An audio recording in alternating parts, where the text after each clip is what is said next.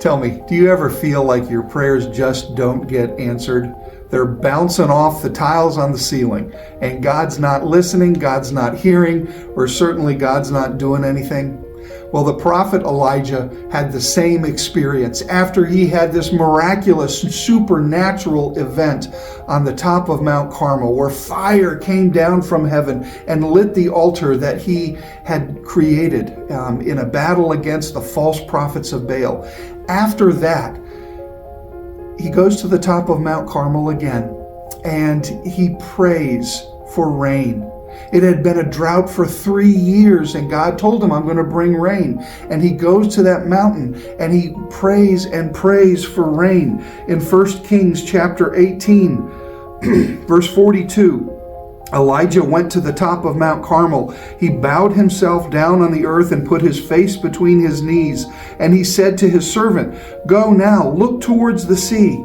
And the servant went up and looked and said, There is nothing. And Elijah said, Go again 7 times. And at the 7th time, the servant said, Behold, a little cloud like a man's hand is rising from the sea. It took Elijah 7 times going before God to ask for something that God had already promised.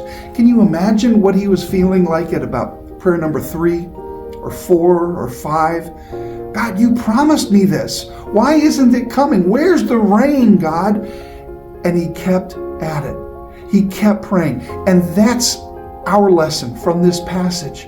We need to keep at praying for the things that we want, even the things that God has told us we will have, whether it's peace or comfort. We need to continue in prayer, even for the things that we're not sure of. We all know the stories of the little old grandmothers who praying for their grandkids for their salvation.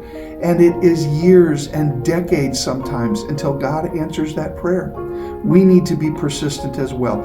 Keep asking, keep going before the Lord, and ask Him for His blessing and ask Him for His will to be done in our lives. Amen.